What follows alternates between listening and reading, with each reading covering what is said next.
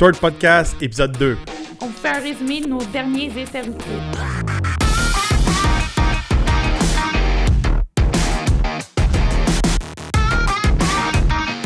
Bienvenue au Torque Podcast. Mon nom est Joel Torque. Moi, c'est Eve Torque. Aujourd'hui, on va vous faire un résumé des essais routiers qu'on a fait à fin 2021. On est bientôt en 2022. On est rendu dans le temps des fêtes. Fait qu'on a eu plusieurs essais routiers dans les dernières semaines. Un petit voyage en plus de ça. Fait qu'en gros, on va revenir là-dessus, mais ça sera pas toujours comme ça à chaque semaine. Non, dans les prochains podcasts, c'est sûr qu'on va plus vous parler de nos essais hebdomadaires. Mais là, on fait un petit recap pour se mettre dedans un peu. Ouais, pour se mettre dedans un peu. Fait que... en arrière de nous, ça nous donne une bonne idée de ce qu'on va jaser aujourd'hui. On est sur le site torquearmy.ca. Si vous n'avez jamais visité, allez voir ça. En plus, on a des beaux petits produits. Fait qu'en gros, regardez, on va commencer par, il y a quelques semaines, on a eu à l'essai la Kia Stinger GT Elite. Comment tu trouvais la Kia Stinger, toi? Écoutez, je l'ai bien aimée. Par contre, elle commençait à être quand même assez élevée dans les prix versus la compétition. Ouais, c'était quelque chose qu'on a remarqué dernièrement. C'est un véhicule qu'on aimait beaucoup, mais depuis qu'on a fait l'essai de la Genesis G70, qui est littéralement son espèce de demi-sœur cousine. Il y a beaucoup de gens qui sont comme « Ah, Kia puis Genesis, c'est pas ma affaire, c'est Hyundai. » Bon, pour votre information, là, Kia, Hyundai, Genesis, c'est toute la même compagnie, ça appartient tout au même propriétaire, mais c'est géré séparément. Okay. C'est sûr et certain que c'est pas aussi proche que GMC Chevrolet, on pourrait dire, mais c'est presque la même chose. Il y a beaucoup d'inspiration d'un et l'autre. Ben, mais ils partagent des plateformes. Un Kia Stinger puis un Genesis G70, c'est la même plateforme, c'est le même moteur, c'est le même système intégral. Même en dedans, il y a des pitons que c'est pas mal similaire. Vraiment. Fait que Genesis, c'est une marque qui est un petit peu moins connue. Je pense que la Kia Stinger, c'est vraiment ce qu'on appelle le Halo Car pour la marque Kia. C'est vraiment elle qui représente la marque. Je trouve qu'elle est plus proche d'un Genesis que d'un Kia, à mon avis, moi. Moi aussi. C'est un très beau véhicule, mais comment je pourrais dire, un Kia Stinger GT équipé dans le tapis comme celui qu'on avait, à comparer, mettons, d'un Genesis G70 avec le V6, mais plus de base, ils reviennent quasiment au même prix. Puis à mon avis, moi, je préfère le look Genesis. Moi aussi, vraiment, je trouve que ces véhicules-là sont pas mal inspirés ils me font penser à des Bentley. Tu sais, les gens qui connaissent pas ça, quand on a ça à l'essai puis ils passent devant chez nous, souvent, ils nous écrivent, même mon père, l'autre fois, m'a appelé, puis mon Dieu, qu'est-ce que t'as dans le cours? Eve vous encourage pas à passer devant chez nous, par... Non. Ah. Ceux qui savent où ce qu'on reste, dites-le pas, puis écrivez-le pas sur Internet, comme qu'est-ce qui est arrivé l'autre semaine, ça, c'était... Non, des fois, on a des visites surprises, puis on l'apprécie pas tellement, là. Quand on connaît pas les gens, c'est toujours bizarre. Quand on est dans des lieux publics, ça va nous faire plaisir de vous voir, mais si vous pointez chez nous, c'est moins apprécié. Non, quand le monde arrive, puis « Hey, salut Eve! » Puis moi, je te connais pas. Qu'est-ce que tu fais dans ma cour, là? Ça, c'est pas parfait. Oui, puis il y en a une fois, c'est arrivé, on avait la Mustang, puis le Challenger à l'essai. Puis lui, il pensait qu'on était une espèce de dealer qui vendait des chars où on faisait une exposition dans notre cour. Puis littéralement, il essayait de rentrer dans un véhicule. Puis on était comme « Oh, monsieur, qu'est-ce que vous faites là? » Ouais, ça, des fois, il y en a qui arrêtent puis ils pensent qu'on va leur donner une règle. Non. On peut pas faire ça. Une petite surprise qu'on a eue avec la Kia Stinger GT. Puis ça, encore une fois, c'est des choses qu'on partage pas des fois pendant nos essais routiers pour pas trop étirer les vidéos. Il n'y a pas de pneus d'hiver. Non, il n'y avait pas de pneus d'hiver, puis on s'en est pas aperçu tout de suite parce qu'on se disait que ça allait de soi que tous les véhicules qu'on avait à l'essai avaient les pneus d'hiver. Puis qu'est-ce qui est arrivé aussi, c'est qu'on a essayé plusieurs modèles avant celui-là qui était chaussé sur les pneus d'hiver. Oui, ça faisait presque un mois qu'on était sur des véhicules qui étaient tous chaussés sur les pneus d'hiver. Puis logiquement, dans ma tête, je regarde toujours les pneus, mais cette fois-là, je sais pas pourquoi on t'a occupé cette semaine-là. On l'a pris pour acquis. On l'a pris pour acquis, littéralement. Puis, la logique était là. C'est pas une erreur de chez Kia, c'est pas une erreur des gens qui s'occupent de la flotte. Littéralement, on était les derniers à essayer le véhicule avant l'hiver. Fait qu'ils allaient l'enlever de la flotte. Souvent, quand les véhicules s'approchent de 10 000 km, ils enlèvent le véhicule de la flotte. Fait que là, il était rendu à 10 000, 12 000 km. Fait que ça donnait à rien de mettre des pneus d'hiver dessus. Puis moi, je m'ai littéralement promené dans la neige. J'avais full confiance que j'avais des pneus d'hiver. Puis à un moment donné, j'étais arrivé pour freiner. Puis je pensais que j'ai pogné vraiment une grosse plaque de glace, mais littéralement, c'était les pneus d'été. Puis j'étais allé dans... Je suis sorti avec le véhicule quand je devrais pas sortir avec. Il n'est rien arrivé. Regardez, le Kia a un très bon système intégral.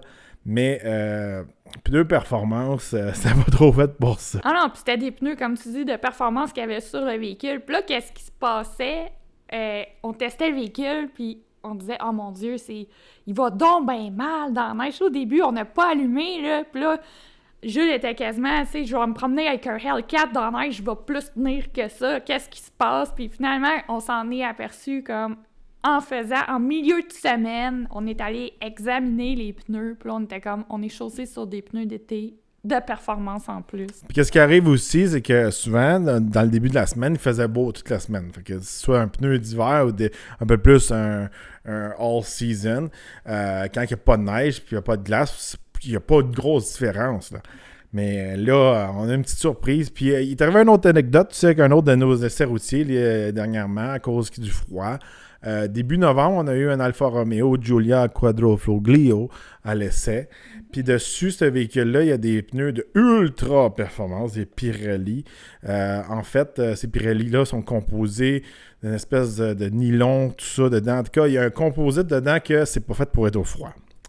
Puis, qu'est-ce qui arrivait, c'est que le matin, quand que je partais le véhicule, c'est pareil comme s'il y avait quelque chose de cassé dans la direction. Les pneus venaient littéralement à plat. Pareil comme si on aurait storé le véhicule pendant tout un hiver de temps. Puis des fois, ça devient plat. Si vous avez déjà storé votre véhicule, vous savez de quoi je parle. Fait en gros, ça faisait une espèce de partie plat sur le tire. Puis là, ça donnait des coups. Puis là, il fallait vraiment que je fasse réchauffer les pneus. Puis après ça se plaçait. Mais encore là, tu sais, c'est des pneus qui sont très hardcore pour monsieur tout le monde. Ah ouais, c'était vraiment, ça faisait comme une demi-lune, si je peux dire, là. Moi, ça faisait un tac, surtout quand on tournait avec le véhicule. J'ai contacté mon ami qui travaille chez Pirelli, qui est directeur de territoire. Il me dit que c'est normal, c'est comme ça que ça fonctionnait. Il y a beaucoup de feedback de ses clients qui s'attendent pas à ça. On va se dire, là, c'est pas tout le monde qui est calé en pneus. Puis même des gens qui connaissent beaucoup ça, les autos, tout ça, ils n'ont pas l'expérience d'avoir expérimenté avec différents pneus, différents compounds, ces affaires-là. Fait que j'en parle un peu dans mon review. C'est toujours le fun d'avoir des tires qui sont poussés. Mais je pense que pour le consommateur normal, c'était un petit peu too much. C'était très intense. Mais au moins, qu'est-ce que j'aime, Jules, chez toi, c'est que quand ça s'est arrivé, t'as pas dit ce véhicule-là, c'est de la merde. Non, on n'a pas dit ça. T'as dit pourquoi ça fait ça, je vais contacter du monde, on va faire des recherches. Souvent, c'est toujours ça qu'on fait avant de dire n'importe quoi. Puis finalement, on a eu vraiment l'explication de l'expert de chez Pirelli. Puis écoute, on va se le dire, c'est pas tout le monde qui fait ça. Non, c'est sûr, certain. Mais regardez, ça fait partie de nos essais routiers. Puis c'est ça aussi, des fois, quand arrivent ces aventures-là, c'est trop long l'expliquer pendant notre essai routier. Ouais. Puis ça risque de ne pas intéresser tout le monde. Puis nos essais routiers, en général, on essaie de garder ça entre 10 et 15 minutes. On essaie de pas trop dépasser le 15 minutes, à part si on a un véhicule qu'on veut parler un petit peu plus, où il y a plus de détails à faire, mais on essaie de garder ça short. Un autre véhicule qu'on a eu à l'essai dernièrement, que j'ai aimé beaucoup, le BMW X3 M40i, qu'on voit juste là sur l'écran présent. Oui.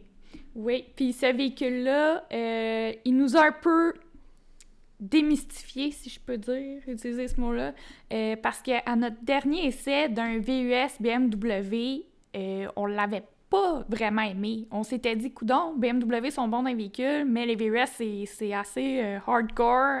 On n'avait pas trippé sa conduite, mais c'était vraiment le gros VUS de super performance qu'on avait essayé. Ben, le problème qu'il y a, c'est qu'on avait vraiment des modèles M compétition. Les modèles M compétition, La suspension est très agressive, puis pas très adaptée au chemin du Québec. Non, c'est ça. Fait que là, on trouvait qu'il était plus dur et tout. Là, on a eu la version... Le VUS. fake M. Ouais, mais on l'a aimé, puis ça nous a comme ramené à vraiment une bonne opinion des VUS BM. Une super belle surprise à ce côté-là, parce qu'on se le dit, les X3, dans le temps, n'étaient pas fameux. Puis à long terme non plus, n'étaient pas fameux. Même ta mère a déjà eu un X3 brièvement. Oui, elle n'en voulait plus. Elle l'a pas aimé. Dans les anciennes générations. Les anciennes générations.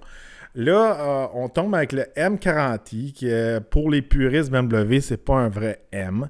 Il y a des touches de M, mais je trouve que chez BMW, ils le font bien. C'est pas juste comme ils appellent ça en anglais un appearance package. C'est juste comme un peu du design, puis de la belle parure, puis des belles pièces. Ils rajoutent beaucoup de performance. Fait que le X3 M40i me rappelait beaucoup la série 3, la M340i qu'on a eu l'essai. Qu'on a aimé beaucoup aussi.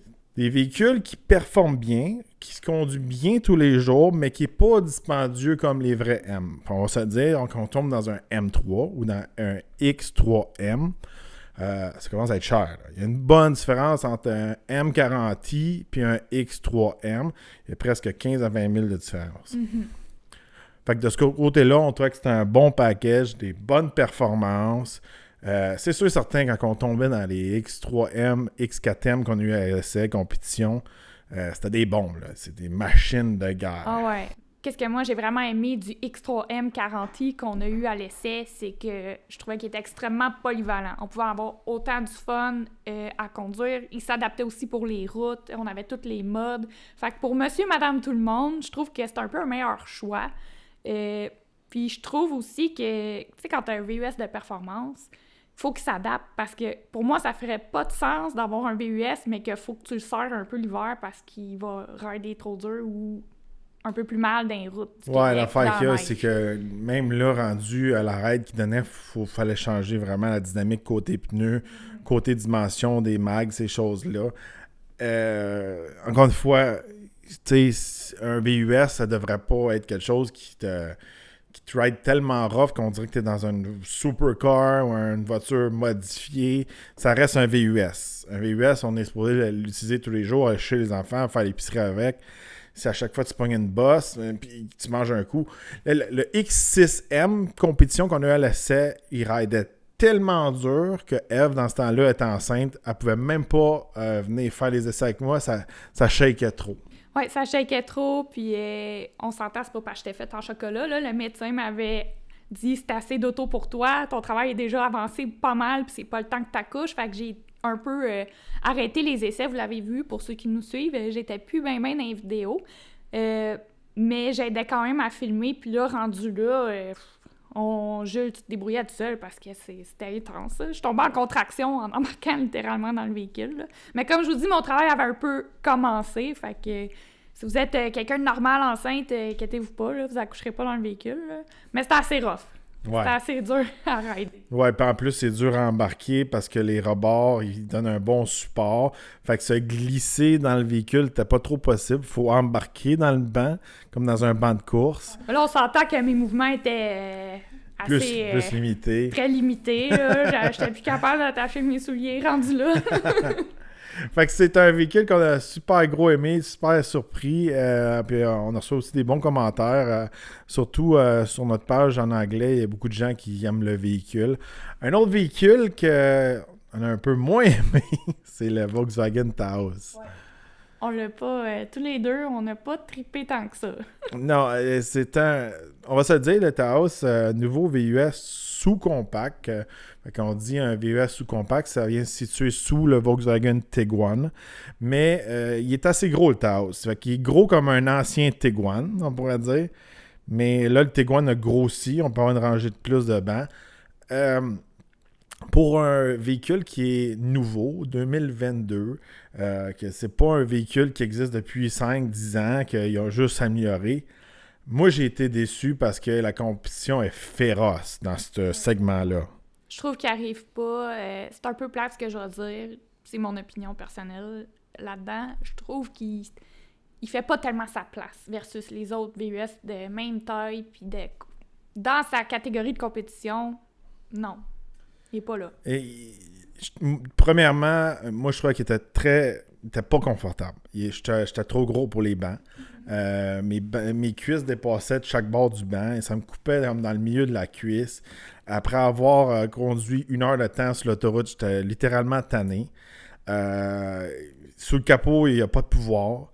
Moi, je m'attendais au moins, tu sais, s'il manquait plein de trucs avec le véhicule ou le prix n'était pas là, au moins il allait avoir une espèce de grain de sel d'une Golf un peu dedans.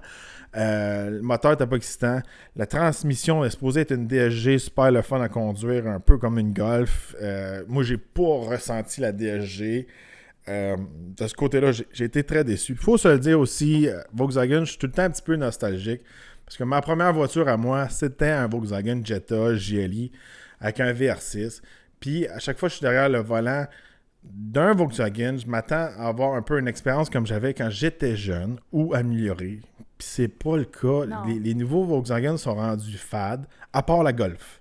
La Golf, c'est comme la seule qui n'a pas été touchée. Toutes les autres, là, ils ont fait des espèces de modèles américanisés, je pourrais dire. Ouais. Puis ça vient de plus en plus fade.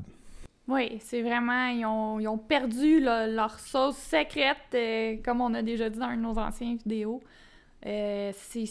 Pour les enthousiastes Volkswagen, comme tu dis, il reste la Golf. Le reste, moi aussi, je trouve qu'ils ont enlevé l'essence Volkswagen complètement de ce qu'il y avait auparavant. Parce qu'on se dire, dans le temps, acheter un Volkswagen, c'était un peu avoir une alternative à une Audi ou une BMW côté conduite, mais plus friendly pour le budget, on va dire.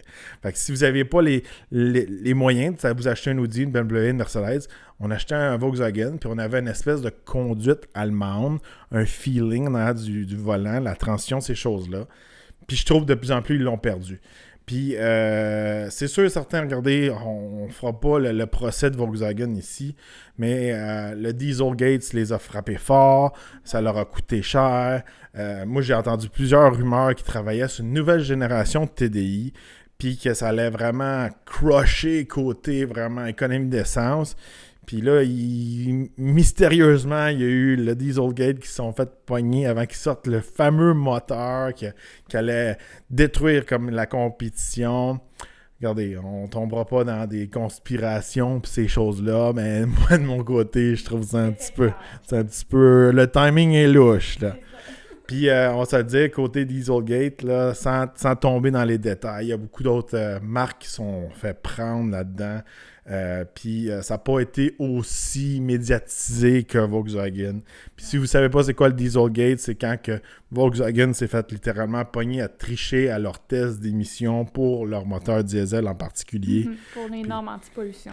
Fait que de ce côté-là, regardez, c'est sûr et certain qu'à chaque fois aussi que je suis derrière le volant d'un Volkswagen, je me dis tout le temps, s'il y aurait un petit moteur diesel sous le capot, ça serait tellement un meilleur véhicule. Oui, c'est vrai. À chaque fois qu'on a un Volkswagen, tu le dis. En ayant fait le move qu'ils ont fait d'américaniser plus leur véhicule, ils se sont enlevés un peu de ce que tu disais, d'avoir une petite conduite allemande. Mais en tombant aussi dans les autres modèles plus américains, ils sont pas tellement dans le game non plus. Ils sont pas là. Fait que moi, je vais dire comme toi, je m'attendais à rien quand on a essayé le Taos. J'avais pas des super attentes. Des fois, on a des grosses attentes puis on est déçus. Là, je n'avais pas. Je l'ai beaucoup conduit la semaine qu'on l'avait. J'ai pas tellement trippé. Comme tu dis, même les bancs. Après une couple d'heures de conduite, on avait mal aux fesses un peu. Même moi, je suis pas ton gabarit, là, mais si à moi c'est arrivé... Oui, ils ride aussi beaucoup sur leur réputation puis des gros noms. Tu sais, on regarde ça, un Taos, il y a DSG, il y a le 4Motion, tout ça. Puis, comme encore une fois, le DSG, moi, je trouve que c'était pas un vrai DSG, là. Le 4Motion, je l'ai pas senti. Habituellement, un 4Motion, c'est une espèce de dérivé d'un Quattro, là. On était loin d'un Quattro dans le Taos. Fait que, moi, je trouve que c'est un petit peu comme, pour monsieur tout le monde qui connaissent pas ça, s'ils vont acheter ça, la réputation est bonne. Mais pour ceux qui connaissent vraiment ça, c'est un petit peu faire comme une fausse publicité. Tu utilises tes noms, mais c'est pas vraiment ça que tu mets sur le capot. En gros, c'était ça. C'est pas un mauvais véhicule, le Taos, mais on va se le dire, là, quand on a essayé le Chevrolet Trailblazer ou le Kia Seltos, on était beaucoup plus satisfaits, puis on pense que c'est des meilleurs achats pour le prix. Oui, actuellement, c'est ça qui est. À part de ça, qu'est-ce qui s'est passé d'autre dernièrement, Ève? Bon, à part ça, Jules, t'es parti sans moi en voyage avec Subaru. Ouais, on est allé essayer la Subaru Forester Wilderness qu'on voit ici sur l'écran. Deuxième véhicule Wilderness qui ont été fait inviter par Subaru. Cette fois-ci, on était à Montebello. On est allé coucher au château Montebello. C'est qui on? Parce que j'étais pas là. Moi et les autres journalistes Ouais, automobiles ainsi que l'équipe Subaru. Très bel événement, très le fun. Contrairement au passé, je pourrais dire... c'est le fun de voyager, c'est le fun d'aller dans les places exotiques, tout ça, mais présentement avec la situation, voyager, c'est beaucoup d'ouvrages. Fait que moi, quand je peux conduire, ça fait mon affaire. Puis c'est un très beau coin. Qu'est-ce que j'aime beaucoup des événements Subaru, c'est qu'à chaque fois, ils nous organisent vraiment des parcours assez exceptionnels.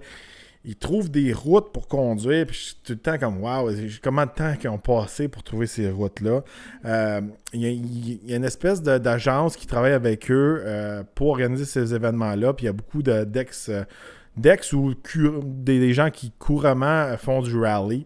Fait qu'on a l'espèce de... un peu... tu sais, tantôt on disait que le Volkswagen, il n'y a pas le grain de sel, là, mais chez Subaru, ils nous le font sentir, là, leur background de rallye. Là. Fait que ça, c'était le fun. Forester, véhicule, j'ai beaucoup aimé.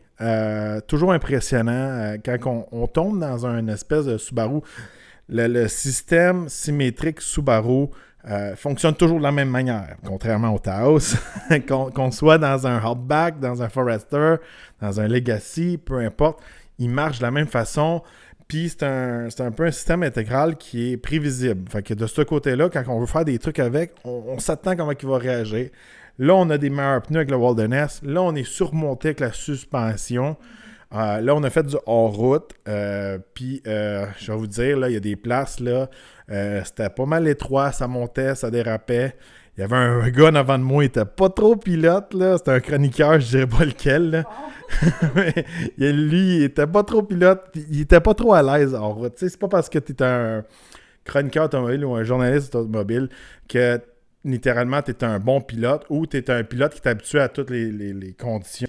Oh, mais là, attends, là, toi, quand même, il faut le dire, t'as grandi dans la machinerie, t'as conduit des tracteurs, t'as conduit à des endroits où il n'y avait même pas de route dans le champ. Toi et ton père, il a bâti des terrains de golf, t'as été dans la boîte avec la machinerie. Oh, on a ouvert des chemins. J'étais habitué de faire du gros off-road quand j'étais jeune. Tu sais, ça, c'est pour ceux qui ont déjà fait du off-road, qui sont de mon âge. Moi, quand j'étais petit, mon père, il me disait, là il dit, on a besoin de plus de traction. Il dit, va locker le différentiel en avant. Dans le temps, tu peux pas locker ton différentiel dans ton camion avec un bouton. Il fallait littéralement sortir du véhicule puis locker les knobs au milieu de tes roues.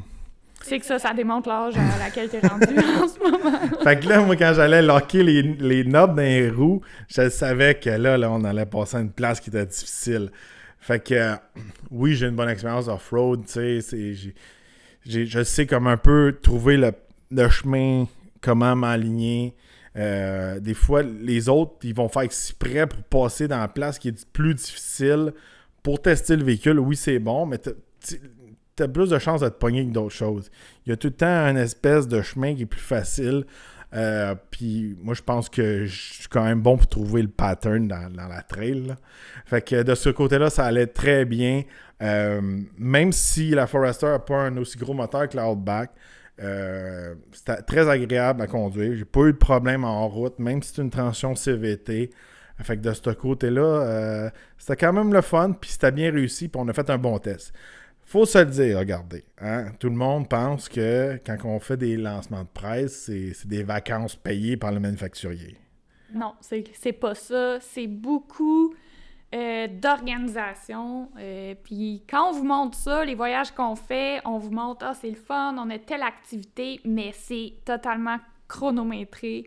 C'est très peu de sommeil. Les journées commencent très tôt. Puis ça, c'est même quand on est au Québec, là, parce qu'on s'entend, si on voyage à l'extérieur, je vous mets en contexte, ça se peut qu'on prenne l'avion, on part dans la nuit. Ouais. On arrive là le matin, on fait une journée complète de 12-13 heures et plus. On dort pas, là. Des fois, on n'a même pas le temps d'aller changer ou d'aller se doucher. Puis il faut se le dire, ces événements-là, pour la plupart, puis là, de plus en plus avec le temps, ils commencent à être plus adaptés, mais c'est fait pour des journalistes qui crient. Ouais. Fait que quand on veut prendre des vidéos, des photos, arrêter, faire une shot du véhicule qui roule, ça prend plus de temps. Ça prend plus de temps, puis des fois, on vient comme en retard sur l'horaire.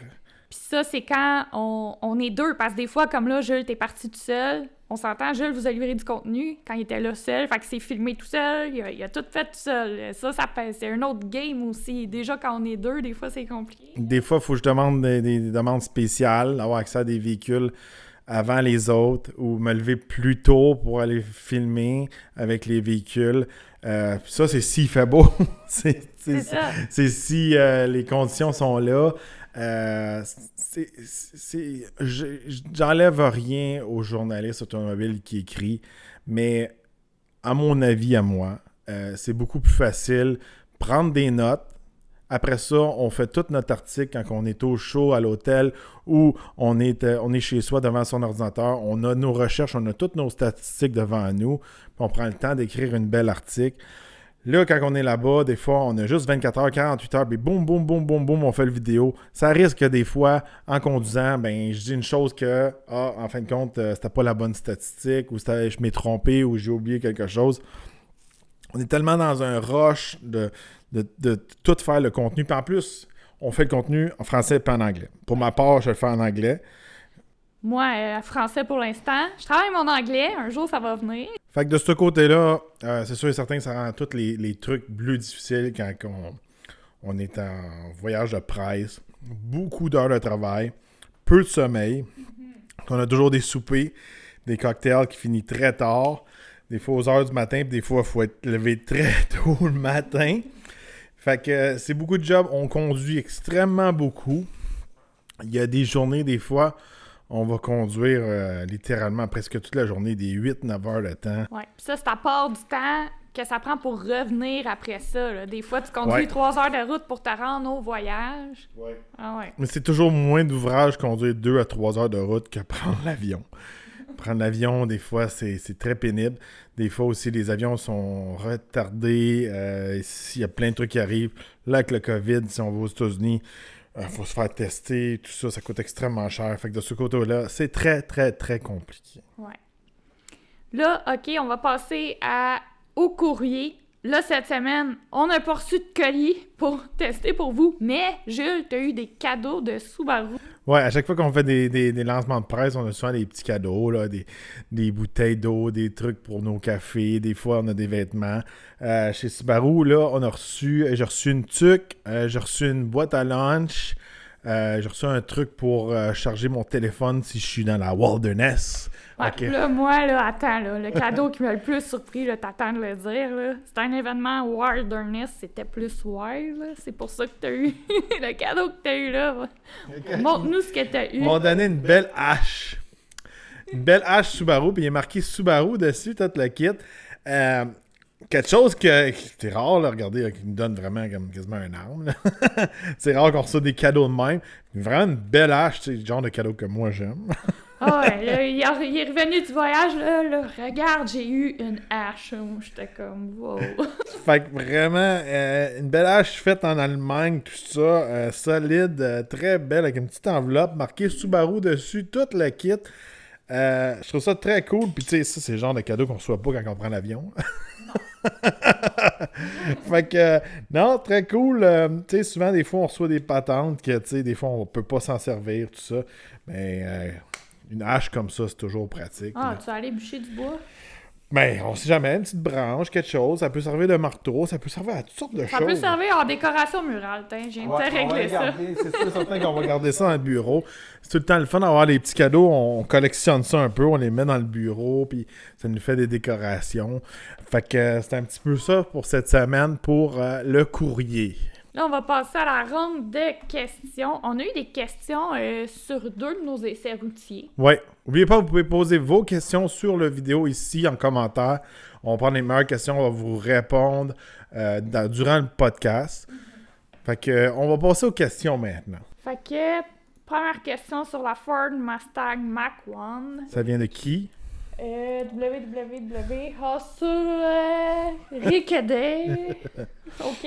Excusez. OK, c'est quoi la question? Salut, merci pour la vidéo. Je pense en acheter une en 2022. Là, on s'entend qu'il parle de la Ford Mustang Mach-1.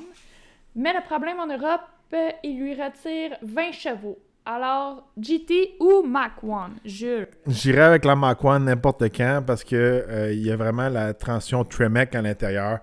Une transition qui est très supérieure à la Getrag qui est faite en Chine. Fait que c'est un gros défaut de la GT de ce côté-là. Puis même s'il retire 20 chevaux, je pense que simplement en rajoutant un cold air intake puis une programmation, on peut récupérer les 20 chevaux ou plus. Fait que de ce côté-là, je pense que c'est pas un gros deal breaker. Mais pour la rareté et la transmission, la Mach-1 vaut vraiment la peine. Ouais, moi aussi, j'irai avec ça pour toutes les raisons que tu as dit et parce que moi, je l'ai vraiment aimé quand on l'a eu à l'essai. Ouais, surtout avec le track pack, tout ça, elle a un beau look. C'est vraiment le bon mix entre une GT et une Shelby GT350 sans avoir le prix de la Shelby. Ouais, effectivement. Prochaine question, Eve. Comment fais-tu pour essayer tous ces véhicules? Ça, c'est une question qui revient souvent. Ouais, surtout sur TikTok, on a souvent ces questions-là parce que on n'est pas des journalistes automobiles, on ne travaille pas pour un gros média. Ouais, puis on n'est pas non plus des influenceurs de vêtements, puis avec pas d'expérience. On est comme entre deux craques de chaise. Ouais, on est entre deux craques de chaise. C'est pour ça qu'on est un petit peu unique. On peut se dire, on peut être influenceur automobile. C'est juste que quand on se fait inviter à des événements, parlant d'événements, des fois on se fait inviter à des événements influenceurs. Ouais, c'est pas la même game. C'est pas la même game. Il y a moins de conduite en route. Ouais, c'est moins poussé de ce côté-là. Là, des fois, il y a d'autres influenceurs de fashion, de voyage, tout ça qui sont invités. Puis on voit qu'on fit un petit peu moins avec eux autres. Fait que là, on tombe plus souvent catalogué avec les journalistes automobiles. On n'est pas journaliste automobile. On veut pas se faire passer pour des journalistes automobiles parce qu'on n'écrit pas. On fait pas de blog. Nous, c'est simplement vidéo, photo, podcast. Podcast maintenant. Puis écoutez, on n'est pas non plus pour une grosse compagnie en arrière de nous autres. On s'entend, on n'est pas avec Québécois et compagnie. On est avec Torque Army. Puis on est indépendant. C'est nous autres. Il n'y a personne d'autre en arrière de nous. C'est nous les boss, c'est nous les caméramans, c'est nous les enregistreurs de podcast, les photographes, les conducteurs, les compagnies. On fait tout finalement, les deux. C'est ça, exact. Fait que c'est sûr et certain de ce côté-là, comment on fait pour essayer des véhicules. Si vous voulez faire la même chose que nous, c'est sûr et certain qu'il faut avoir une certaine notoriété dans le domaine. Il faut que les manufacturiers vous fassent confiance, les manufacturiers vous ouvrent leur flotte de presse. Il y a d'autres gens qui sont dans l'industrie, qui font des trucs similaires à nous. Eux autres vont aller plus vers des véhicules qui viennent de propriétaires privés ou des concessionnaires. C'est sûr et certain que quand on rentre avec des véhicules qui sont plus privés, c'est plus difficile côté assurance, organisation, tout ça. Puis on ne se le cachera pas, on ne peut pas le tester pendant une semaine de temps quand ça appartient à quelqu'un. C'est très rare. Concessionnaire, c'est sûr et certain de ce côté-là, il faut faire une espèce de partenariat avec le concessionnaire. Puis souvent aussi, le concessionnaire, eux autres, leur but, c'est vraiment de vendre des véhicules. C'est pas les manufacturiers non plus, mais on va se dire côté concessionnaire, des fois, c'est si on n'a pas aimé le véhicule, puis on donne vraiment un essai qu'on dit qu'on n'a pas aimé le véhicule. Ils sont pas toujours contents. Ben, les concessionnaires ne seront pas trop contents, puis c'est pas tous les concessionnaires qui vont être ouverts à ça. C'est sûr et certain, on peut faire un essai qui va être vraiment plus... on va juste dire des facts, juste faire un walk-around sans donner notre avis. Là, on peut faire une espèce de partenariat avec des concessionnaires, comme on l'a déjà fait auparavant. Puis ça passe bien quand même. Mais si vous voulez une critique, des fois, c'est plus difficile. Là, comment je pourrais dire comment on fait pour essayer les véhicules? Premièrement, il faut avoir un bon reach, un bon following qu'on appelle. Fait qu'il faut avoir beaucoup de gens qui nous suivent. Nous, notre réseau Torque Media compte au-dessus des 1 million d'abonnés. Fait que c'est sûr et certain qu'on rentre dans les critères, je pense, des manufacturiers de ce côté-là. Faut savoir aussi comment critiquer les véhicules de la bonne manière, faire du réseautage, avoir du networking, ces choses-là. Puis on s'entend, on n'est pas sorti nulle part d'une boîte à céréales à se lancer là-dedans. Au fur et à mesure de notre vie, on a évolué dans le domaine de l'automobile, on a acquis de l'expérience, on a appris des choses qu'on met en pratique dans nos vidéos. On s'est lancé dans un domaine dans lequel on a grandi et évolué, là. Aussi qu'on a des connexions, puis toute notre réputation compte pour beaucoup. Même si vous êtes un influenceur automobile, puis vous avez des millions de followers, mais toutes les semaines, vous jumpez des chars, vous les mettez en feu, vous pétez des moteurs. Les manufacturiers ne vont pas vous prêter des véhicules qui vaut 50, 100, 150, 200 000 $. Aussi, il faut avoir une espèce de parler qui est quand même en ligne avec les manufacturiers. Il faut savoir comment que les manufacturiers marchent, à quoi est-ce qu'ils s'attendent. Pas qu'on va faire une critique pour les plaire, mais il y a une certaine façon de critiquer les véhicules. C'est sûr et certain que si on les critique d'une mauvaise façon, d'une façon qu'ils ne trouvent pas professionnelle, ils ne prêteront plus les véhicules. En gros, pour répondre à la question, il faut acquérir une notoriété dans le domaine, avoir les connexions, puis après ça, les contacts chez les manufacturiers. Oui. Puis là, quand tu dis critiquer les véhicules de la bonne manière, c'est pas de dire « Ah, ce véhicule est fantastique! » Non, c'est que si on l'aime pas, on peut le dire, mais on peut pas arriver à dire « Ce véhicule-là, c'est vraiment de la merde. » On ne peut pas dire ça. Ben, pas qu'on peut pas dire ça. On le dit de façon... On explique le pourquoi qui est comme ça, puis on le dit dans des bons mots. C'est juste qu'aujourd'hui, il n'y a plus des véhicules qui sont mauvais. C'est juste qu'ils vont répondre à différents besoins. Puis, si on le compare, comme un exemple, le Taos, on l'a moins aimé, mais c'est pas un mauvais véhicule. C'est pas, c'est pas quelque chose qu'on dit « Ah, vous devriez pas acheter ça ». C'est juste que nous, selon notre avis, notre expérience, nos besoins, on préférait un produit comme le Seltos ou le Trailblazer. C'est tout. Puis regardez, on fait des vrais tests. Si vous êtes grand comme moi, vous êtes 6 pieds 3 à 300 livres, fait que quand que je rentre pas dans un véhicule, puis vous êtes le même gabarit que moi, ça risque que vous n'allez pas rentrer. That's it. Fait que c'était tout pour les questions d'aujourd'hui. C'était tout pour le podcast aussi. Oui, restez à l'affût. On a plusieurs autres podcasts qui s'en viennent assez intéressants. Aussi, on va sûrement faire un petit résumé de l'année, nos coups de cœur, ces choses-là qui vont s'en venir prochainement dans les prochains podcasts. Fait que n'oubliez pas de nous encourager, liker, posez-nous vos questions, partagez le podcast, abonnez-vous si vous êtes aussi sur d'autres plateformes. N'oubliez pas, si vous êtes à la maison en train de nous écouter, vous pouvez toujours aller vous abonner aussi sur les nombreuses plateformes où les podcasts sont disponibles. Alors, c'est tout pour aujourd'hui et on se retrouve dans un prochain podcast.